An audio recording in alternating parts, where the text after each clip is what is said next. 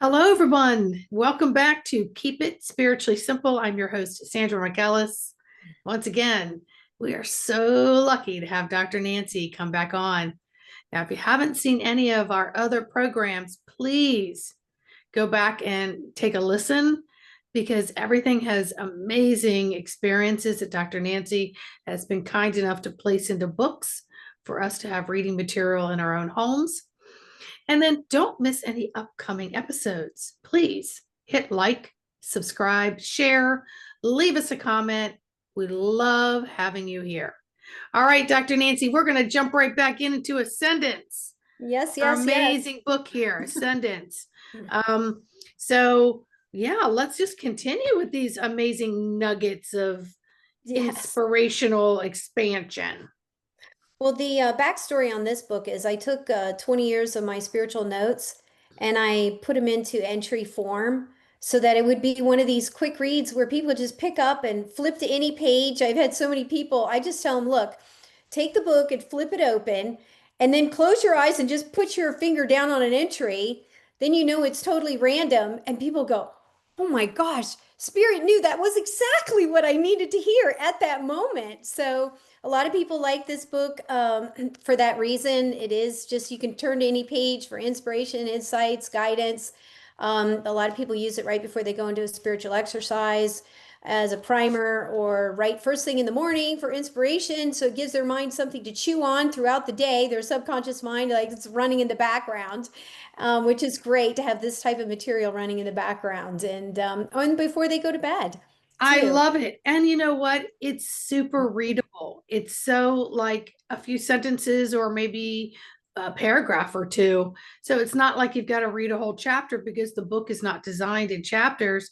It's just designed in entries. So I used to love, and I get away from it now that you're saying it. I'm kind of excited to try it tonight. And that's just flip through and just see what page I land on and see Mhm. Spirit will go halfway down right there. They're right there. Stop right there.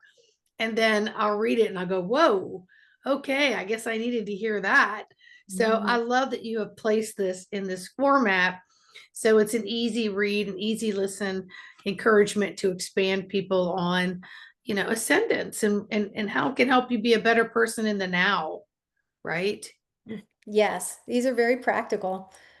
Yeah, Then, so I think we're still on page 3, yes. unless you want to go to 4. No, no, no. I want to go in sequence because I don't want to miss one. Okay. All right. So this next one is I'm going to read it and then we'll go deeper into it. The spiritual journey on earth begins with learning duality and all the lessons from life experiences, the pain and suffering, the joy and laughter. They are the mastery of duality. You have always been a soul on an infinite journey. In the beginning, you are consumed with the physical life. As the spiritual student advances in consciousness, these life experiences are the launch pad, allowing inner wisdoms, causing the courage and fortitude toward attainment. Okay, Love so it. we'll dive into this. Spiritual journey on earth has always been about learning about duality and the lessons of from our life. We talked about on the prior episode about how everything is coordinated and planned out before you get here. You're not hurled to earth, would say, well, good luck to you. Wish you well. They hurl you to earth and there's no guidance, there's no spirit guides, there's no angelic guides, there's no plan. There's definitely a plan and goals and all that stuff. So the pain and the suffering and the joy and the laughter, they are a part of our life here in duality, as we know. And it's so important to kind of, I mean, how many times we've gone back and we've gone back over our life and experiences, and we'll see how, that suffering at the time and was actually what we needed to motivate us to be the catalyst to move beyond maybe a particular relationship, a particular job, a particular place where we were living at, a particular situation that was intolerable. And so the separation from that was the pain and suffering, but then the joy and the laughter comes down the road when you say, ah, I know that's why that was meant to happen. It was, and it is part of our journey, because how else do we understand the difference between light and darkness if we've never really been exposed to it before? And so I think coming in from a higher perspective on this is just realizing, well, what is spirit trying to teach me or guide me, or what is the deeper lessons in this, or how am I to, and the answer may not come right away. The answer may come 6 months later. It's all, that's this whole thing about surrendering, where the ego wants to know everything up front. I want to know the whole plan, and it's like, no, spirit's not going to give you the whole plan, because then there's no test if you know that all the answers before. And so some of it is our testing. We said we were ready to be tested. It was like, okay, you're ready for the Earth School, and which is a very, I call it green beret training for us spiritual students and spirit our souls. And so we get into some intense situations where we kind of are like, what am I even doing here? What is the purpose of all this craziness? And so but yeah, it's also to have the courage, to have the stamina, to show our abilities in spirit, that we can take a lot of intensity and still move forward. And I always say, even if it's one small step, at least it's, even if it's at least a step forward. And it's kind of like climbing that mountain. It may take years and years to get to the top, but it all starts with one step. And then I even say, sometimes if it gets too intense, take a break. You're allowed to rest, and then go back into climbing up that mountain. But I tell you, once you get to the top, the view is spectacular, and you say, okay, it was all worth it. But in the beginning, when you're looking from the ground view, looking up at the top of the mountain, you're thinking, oh gosh, I don't know if I'll make it. But it just, I think that's part of the fortitude, is keep going forward. Yeah, when you're saying that, I live in DC, so I was thinking as a small child looking at the Washington Monument, we used to be able to go in and climb the stairs and go Mm, all the way up to the top. And they're so narrow that you really can't look down, you can't look up. So as you're going, you have no idea where you are on this platform heading up. Are you halfway up, two-thirds up? Did you even make it a fourth of the way up? Some people would have to stop and, catch their breath and take a rest, and others would just plow all the way up to the top. And of course, you're always in a hurry to get back down. But then the view would be looking out all over DC, mm. and you don't forget that once you've done it, and they don't allow that anymore. So yeah, it's pretty cool. I like your analogy of, yep, going up the mountain, got to take a little respite, got to go up a little further, take a little respite, because you're gaining stamina, you're gaining the skill on how to go forward, but your body needs to acclimate in between each altitude, so to speak. Mm-hmm. Yeah, that's a good way of putting it. Good point. Altitude. As we climb Mm-hmm. up in our ascension process, uh, in our attaining these higher frequencies, and it doesn't end. It's not like, oh, you cross over and you never arrive, because energy has to have constant movement or it ceases to exist. Well, you can't cease to exist because you're pure source energy. So you're always ascending and ascending and expanding and expanding. Uh, and that's just a beautiful thing, that it doesn't come to an end. You don't want it to come to an end. All these adventures and everything. So, but yeah, this is a testing ground. This is the acid test for a lot of souls that come into the Earth School. And I think when people have a deeper understanding of, oh, so that's what's going on. Why? Because some people are like, why am I being hit with this? And now this, I solved 5 problems. I have 15 more. So, but well, actually, it's a compliment to the soul, that apparently, when you designed your life, you sat down with these spirit guides and your angelic guide, and you designed your life. And so a lot of times the spirit guides will say, "Hey, look, you're taking on too much." No, I think I can handle it. And they're like, "No, we just you don't have to accomplish everything in one lifetime. This is unlimited. You know, the schools are unlimited. There's schools on the other side of the veil, and then there's the Earth School, and you don't have to try to cram it all into one life. And that's why people will have multiple lives because they need to experience so much in their training to be spiritual masters in their own right. And that's why I say it's like you don't always want to you want to get to a level where you don't have to rely on anyone, that you're a spiritual master in your own right. And that's actually the ideal of these spiritual attainments. They'll call it self-realization, but it's realization of the self, which is in the mystical sense of this inner mystical experience is when everything is stripped away, the ego, the personality, the shadow, the mind, and all the physical form, all this. And what are you looking at? And no one has to tell you this because it's you. So you inherently know when you have this experience, you're like, it's just pure source energy. It's seeing yourself as pure source energy. It's just I mean it's so hard to try to I'm doing my best to describe the mystical experience, but in the West they'll call it self-actualization, and then in the East it's self-realization, but it's the same thing where people are experiencing that they are a divine being, and you never forget that image of seeing your true self. And then, of course, it's divine union, or also known as God realization. And that's just recognizing that there is no you, that it's source, looking out onto the world, having this physical experience, this oneness. So when you've had the oneness, it's not like you really have to spend a lot of time connecting because you're already connected. You stay connected. That awakening that has that taken place, that attainment.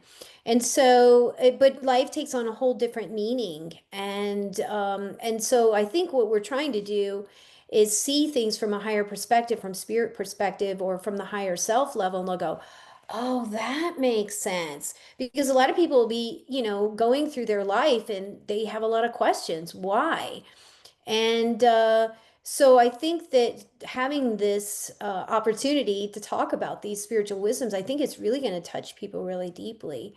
Um, I and think it's really important to talk about it. I came into this earth plane pretty connected and feeling disconnected from those here on earth, mm, feeling odd and not quite the same as other people. And I do remember at some point in grammar school, I was in my kitchen and I popped out of my body and I wound up back at the desk in front of the Yeti, which was my last stop before I mm, came down to incarnate. And behind him was the schoolrooms. And I remember popping out of my body and going back up and sitting right at the desk in front of the Yeti before the cliff, before I went in utero. And I sat there and we had a little conversation and I kept looking back at the classrooms. And then next thing I know, I popped back into my body and I was back in the kitchen. And then I went on about my life. But someone had asked me, why did you come back? And my answer was, because I didn't want to redo it all. I was mm, already here. I wanted to move forward with it because everything was so unexplained to me, being in these higher realms of connection. Yet I was in this physical form, trying to find my way and maneuver through life as it is now because I didn't know what my purpose or my mission was when I was, 9, 10, 11 years old. Right. mhm, So I think, people reading this book, it may awaken and spark and some of their own thoughts that may have experienced that they didn't mhm, associate from being in these higher realms of consciousness with their God source energy and so on. And you mentioned in the last episode that some people just come into this life and spiritually connected and then they take a break, right? Life happens, they become a parent, jobs, etc. And that's very classic with teenagers. They're so connected prior to becoming a teenager that you'll hear many stories of teenagers just shutting everything down just so they can be a teen, right? Having a mm. break there. So, anyway, I just wanted to bring that up. I think this book is going to spark a lot of inner God source wisdom within each person that is listening to this show as well as reading your book. Yes. You brought up a good point on there actually is a lot of souls that are here on the Earth School. They've never been in physical form before. That was one thing that was revealed to me in one of my sacred plant ceremonies. And there's a lot of us souls, they come in from these upper dimensions and they need to experience physical form. They need to experience darkness. They need to experience duality. They need to experience all this stuff that you can't experience on the other side of the veil. And a lot of us have put it off for a long time. We knew it was going to be painful. We knew it was going to be difficult. We knew this was going to be a very strange and interesting experience for us being in physical form. A lot of us come in from dimensions that is beyond time, space, matter. It's just pure source energy. It's just very interesting to come down here. And I've even said many times I'll go, well, what goes on down here would never take place up in these upper planes. What goes on down here is crazy. This is insane how sometimes like I can't believe that that takes place down. But this is the place to experience a lot of this stuff. And it's almost like you feel like you're sometimes trapped in kindergarten, It's like uh, because you just can already come in and see so much more than a lot of the souls that have come in and they've had multiple lives. This is kind of their because there's other schools that and a lot of us souls came in through other systems and where we learned through other systems other than just being in physical form. So we have this impression that, well, you come to Earth, you have all these lifetimes, you ascend yourself eventually,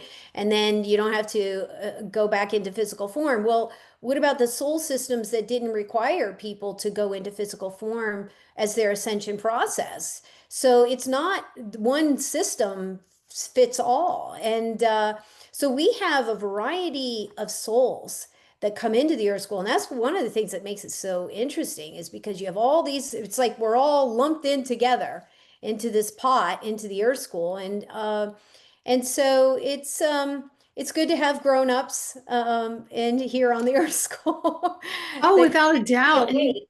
I work with children, and one of the kids is 11, and they said something about the school year being halfway through. I said, "Yep," and look at that. Next thing you know, you'll be in middle school next year. And the response was, "I'd like to go back to kindergarten." And I said, "And why is that?" And this kid said, "Because I know I could be a straight A student." And I said, "But you'd be a little bit big." And he goes, "Nah, no one would notice." And I said, "Oh, I think they would." And I said, "But hey, guess what? You know that you can carry that forward to the next chapter of your life, even though it's unknown to you." And then there was a like, "All right, fine." But when you said that, I thought, "Oh, okay," because you could get straight A's in kindergarten, but and each platform of life gets a little more challenging, but you always know you can succeed because you Yes. have such a force of God source energy around you in the form of many different beings. And until you go inward and maybe even take some of these out of this book and contemplate on them, you may not realize how many you actually do have and how much you are in contact, just by getting into this book, and it will spark your neurons to, whoa, I remember this feels right, and expand. So I'm so glad we're talking about it. Yes, and I just wanted to hold this book up. Yeah, it's also on Amazon Audible. So for those who want to, but I think this is nice because you can open it up and it's just right there. Flip to any page. But so yeah, it's Amazon, Amazon Audible, Apple Books, and Barnes and Noble online. They're the platforms right now. Actually, it's going out into the Middle East, into Australia, New Zealand, Japan, all these different. So it's getting picked up by basically retailers, and to have in their bookstores, whether it be metaphysical bookstores or libraries and that type of thing. So in time, I've gotten able to put it into a bigger distribution. So just to open it up for people to be able to have access to it. But yes, I completely agree with you. I think that it's good that people realize that we've got souls at all different levels working on different stuff. We've got students that are working on their PhD in spirituality. They come in and that's their they really and I think a lot of times parents are like, I don't get this child. This child's very unique. It won't eat meat. It just wants fruits and vegetables. It doesn't want to participate in this or that. It just it's very these souls are very specific and fine-tuned, and they jump right into a spiritual life because they realize they're trying to get their frequency up as high as possible because they want to get up to the next dimension, and that's all resides based on frequency. And so Mm-hmm. if your frequency has to go to a higher level to get to the next octave, then you got to get working on raising that frequency. And this life is not conducive to that. Actually, it pulls a lot of our energies down depending on the type of music, what we watch on TV, what we're exposed to, the type of people we have in our life. A lot of those that actually can pull our frequency down. And so it's not that we're to become basically hide in our homes and stuff, but to also to live a spiritual life means you go through your entire life and see what's conducive to your ascension process and what is working for you and what isn't. And so I think that's great that people are tuning in and they're interested in wanting to go beyond traditional belief systems of what, they just talk about there. Yeah, and I think your book, when you come into this consciousness of the spiritual thought process and get in touch with your feelings, you can override all the subliminal um, intention of bringing your energies down, Mhm. right? Because you're hitting override, and books like this can help you hit override very Yeah. quickly and with snippets throughout the day. So it's not so like, oh gosh, it's going to take a whole chapter. I don't have a half an hour, right? Just take 2 minutes, take a look, pick one, let it pick for you, have fun with that, and go from there. So again, thank you so much for sharing. Yes, yes. So you have always been a soul on an infinite journey. In the beginning, you are consumed with the physical life. As the spiritual student advances in consciousness, these life experiences are the launch pad, allowing the inner wisdoms, causing the courage and fortitude toward advancement. And that's kind of what we're talking about. On the other side, there's a concept of swimming. And you could be an expert on knowing all the information about swimming, but you have to come into the physical life to be able to get into the water to actually experience swimming. Now, you can know everything, read all the books and know everything about, but up until the time you get into the water, it's just a concept. You've never experienced swimming under the water, over the water, what it's like to get wet and saturated by the water and the feel movement of the water around our bodies. And so once you get out of the pool, you go, now I know what swimming is, but you have to experience it. You can't just read about some of these things in a book and really, really know them. So you come into physical form to have this physical life, and it's the launch pad for going, holy smokes, this is, but it definitely it sharpens the sword. It really as they say, like the diamond, as the diamond's being grinded down to get these facets, it's quite painful. But when you hold it up to the light, all these cuts and facets is just what makes the diamond sparkle so much more. And I always say, okay, well, if you want to be the general, to get to general level, you had to have experienced going into battle. You have to experience those battle scars. And at some point, you're proud of the battle scars because you earned them.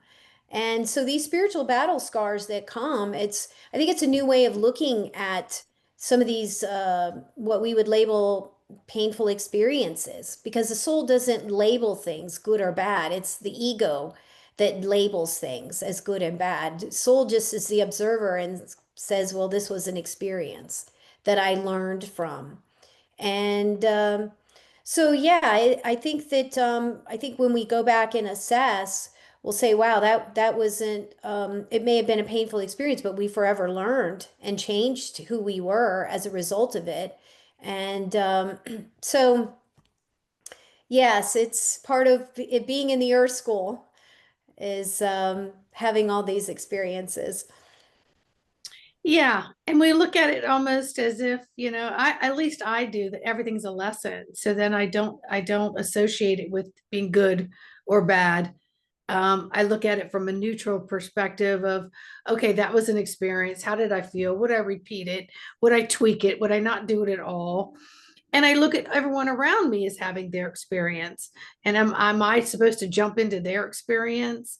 Is there, a degree of interfacing with that or interfering with someone else's journey? Or am I just supposed to sit back, let them do their journey? Of course, our number one thing is don't allow harm. So we would jump in if we had to save someone. But if we look at things from this life school, this journey here on earth as experiences, we don't get so caught up in, oh, I shouldn't have done that, carry that shame, blame, heavy guilt. That's old paradigm. That's that spiritual teachers like you and people like me that are bringing the word out. We're trying to take that and completely dissolve it, Hmm. right? And Hmm. looking at things differently and associating the feelings differently from a higher plane of perspective. Hmm. Yeah, it's just my thought. You brought up something review, and there's actually something that people can do on a daily basis. It's called daily review. So it's at the end of the day, you go through your entire day and you go through and you go, ooh, I could have said it a little bit differently, maybe a little bit softer, maybe that came across a little too harsh, or oh, I did great over in this particular situation with encouraging this person or whatever. So we don't have to just do it in big chunks. We could even do it on a daily basis at the end. They call it daily review. So at the end of the day, you review how you did. And it's not really critiquing, as it's more self-discovery, um, self, just kind of looking at ourselves in a way that maybe that's a little more of an overview too, which I think is good. I think it's really a conversation of the soul kind of checking in with the ego, saying, I think it would have been better to handle it this way, or that situation. And so I just wanted to throw that out there. Well, I think it's important because when you're in something or in the heat of something, just like you can read all the books you want about how to swim, but until you get into the water, it's a whole different ball game, right? Mhm. You can respond to something and then later go, in reflection, I would handle this differently going forward. And Mhm. so then you implement that moving forward. I'm a firm believer in not creating karma is what I call it, and where I have to go back and redo something. I have to go back and apologize for something, or I have to reflect on it and, work on other things. I do my best to just be in that moment where I'm so mindful that I'm pretty A-okay with how it is I've come across. But again, that has you stay in that mindful. You're a mindful student. You're listening to all your teachers. You're listening to all the things that are going on around you. You're in control of your dial. You're in the frontal lobe. You're not all lost in a program of the subconscious dictating your behavior. You're shutting that down. You're bringing it forward, and you're taking accountability and responsibility for where you are in this moment. And that itself is a huge spiritual lesson. It is because you have to be on it all the time. You Indeed. literally have to be what I call self-aware. You are Mhm. self-aware of your behavior. You're self-aware of the words you use. You're self-aware of how you use the words. You're self-aware of the tone. That it's oh yeah, being very self-aware is really high level because there's it's more intense, and you have to really be what I call aware, and you're self-aware of I'm laughing because I think I master it. And then sometimes I'm in the car and then I'm like looking around going, WTF, like whatever. And then I'm like, well, I am by myself responding. And then I think about the energy within my car and I'm like, ow, I'm sorry. That wasn't really nice to create this cloud of anger. And so I'll crack my windows, let it go back out and bring in some new air and go, okay, woosah, sister, woosah. Because if I create that anger, then I'm sitting in my own spew, right? And it's in my car with closed doors and closed windows. I'm just recycling that. So I catch myself getting flared, and then I'll go, ooh, no, no, no, no. I know, yeah, okay, let's, yeah, and let's crack the windows. Let's bring in some new breeze. Let's Febreze inside of my car through my body by acknowledging that there was no reason for me to even have that response. And so, anyway, yeah. You're letting out the negative thought forms. Yes. And you know what? You have to make this life with comedy. You have to really enjoy a good laugh at your own Oh, ridiculousness. yes. And it's how I get through every day. If there was a camera on me, God forbid, it would just be insanely hilarious and insanely pitiful at the same time. So, yeah, I'm so glad I don't carry cameras around. But anyway, yes, this mindfulness of being aware and doing that self reflection. And then hopefully your self reflection list shrinks. And when you lay your head on the pillow and you're thinking about your day and you're like, okay, yeah, all right, all right, all right. Ooh, ouch. Okay, okay, okay. So it gets smaller the more you're using this conscious frontal lobe of mindfulness, and then using the heart and allowing the ego to zip Yes. it. Well, we are allowed to be human. We are human beings, so Of we're allowed to course. vent. I had a master, excuse me, master soul teacher who says, okay, you're allowed to get angry, but only for 10 minutes. Then you got to shut it off. That's power. Mm-hmm. If you can shut it down, Yeah, because that's energy it. finds its own runaway train, its own fuel source. Energy can really ball up and take off. Yeah. And so, because it bubbles up a lot of things, not just with the liver, the heat in the body, the memory, the trauma, the hurt, the fear, all that stuff, it all starts to feed right into that Mm-hmm. well. And if you don't zip it and go, okay, okay, you're okay. Yeah.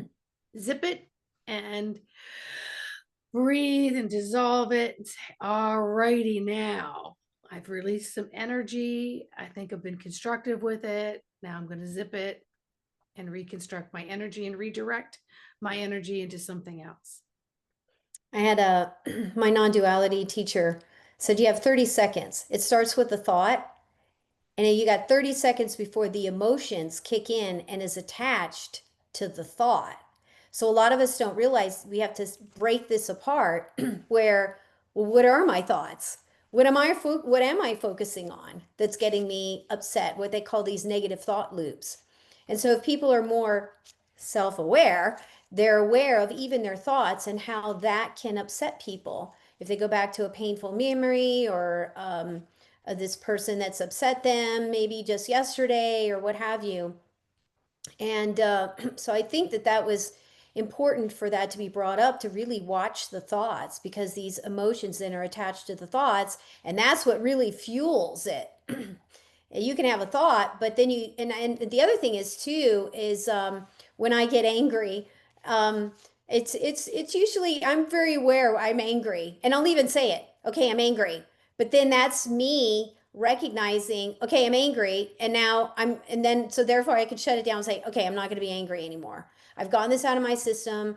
I have dealt with this situation, and usually the anger is more frustrated at something that's not really a person. A lot of times it's technology that's not working or something of that nature.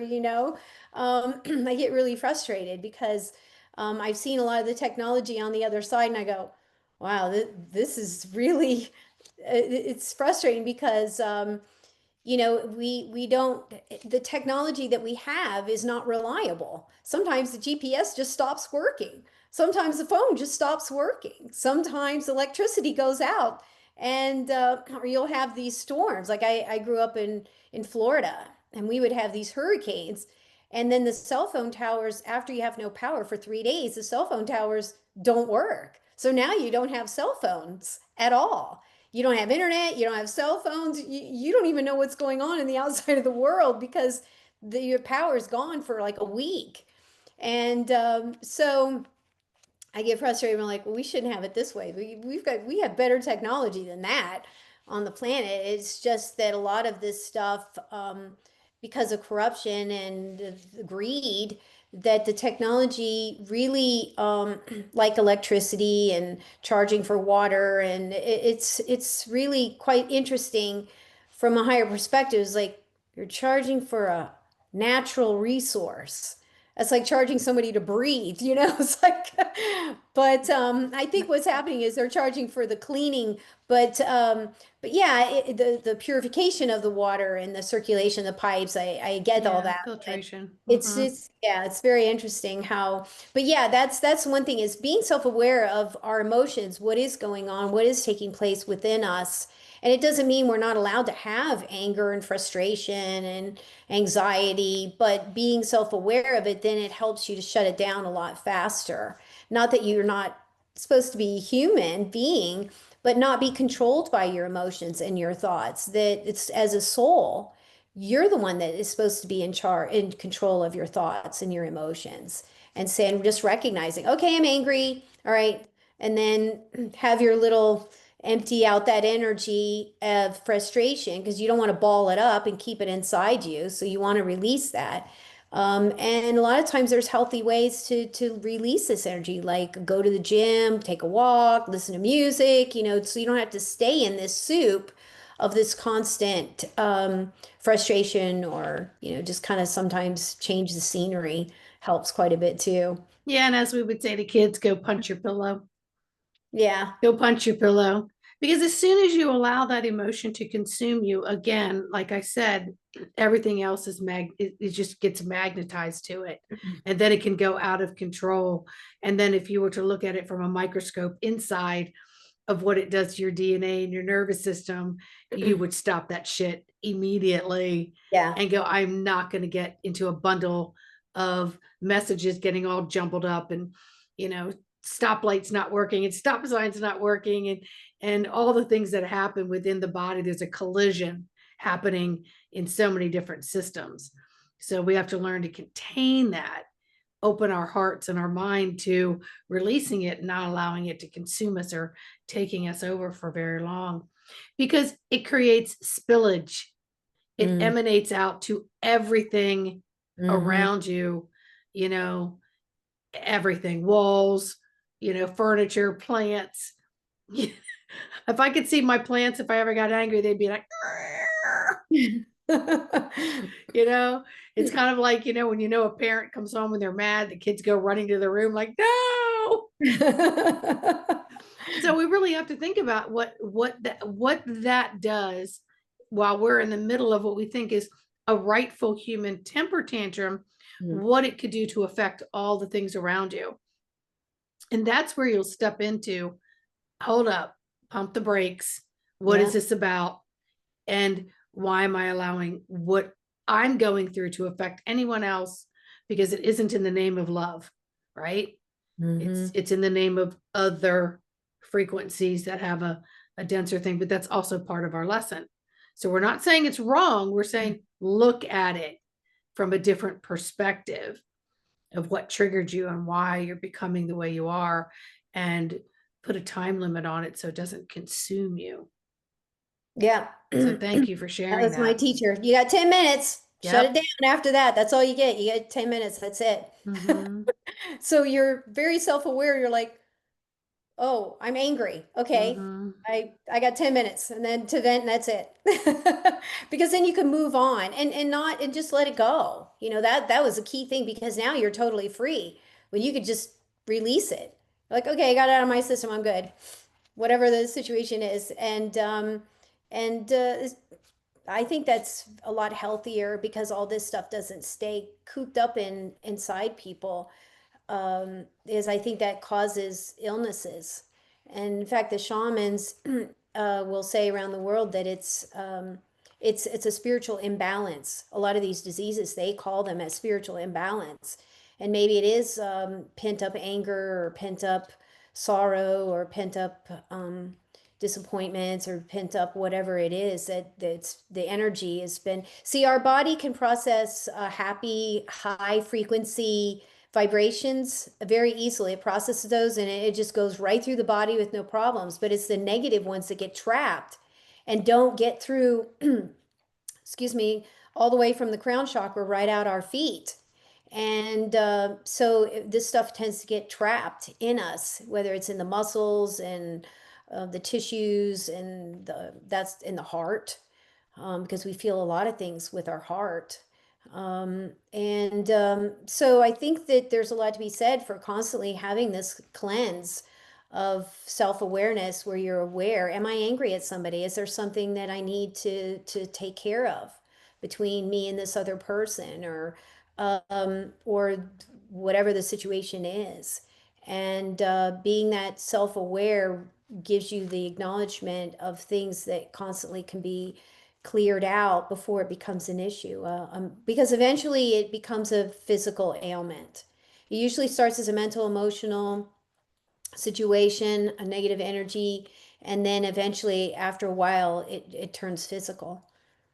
Yeah, and the awareness and the acknowledgement that you're talking about allows us to open up our filtration systems, open up all the gates so things do filter through versus getting all gummed up and stopped up. And this is a perfect time to be talking about this because you talk about the duality and the conflict. We're in the month of December, and the month of December for many brings up um we're about to celebrate Christmas or some kind of a holiday with our loved ones, or whether it's spiritual, religious, or whatever it is. And yet we're being pulled over here into the commercial side of it, which then creates a lot of inflammation. It creates a lot of this polarity fight between what's going on, throughout this month. And you're coming through the year's end where you're coming to the shortest day. So we have less sunlight creating vitamin D and energy within the body because we're supposed to be going inward. So we have all this conflict happening right now. So what a perfect time to read Ascendance, and what a perfect time to become aware and take accountability and responsibility and show your due diligence to become a better spiritual warrior in the obvious obstacles and the non-obvious obstacles that we're facing right here, right now in this month of December. Mm-hmm. Yeah, December is the end of the year, as we know, and it's a wrapping up. So a lot of times, people leave our lives for a variety of different reasons. Chapters are closing, things are getting wrapped up. It's at the end of the year.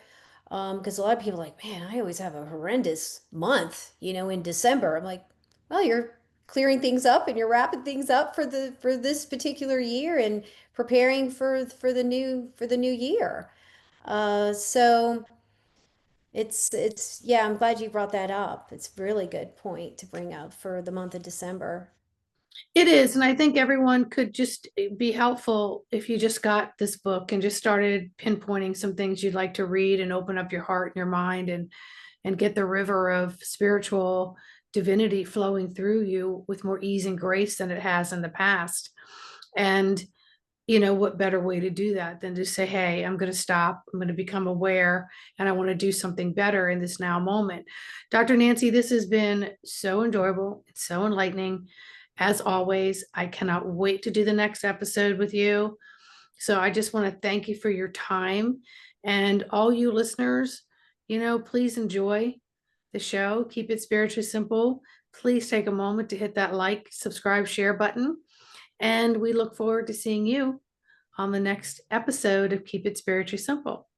I look forward to it. Yeah. All right. We're going to say goodbye to Dr. Nancy, and we'll see her soon. Goodbye, everyone. Bye.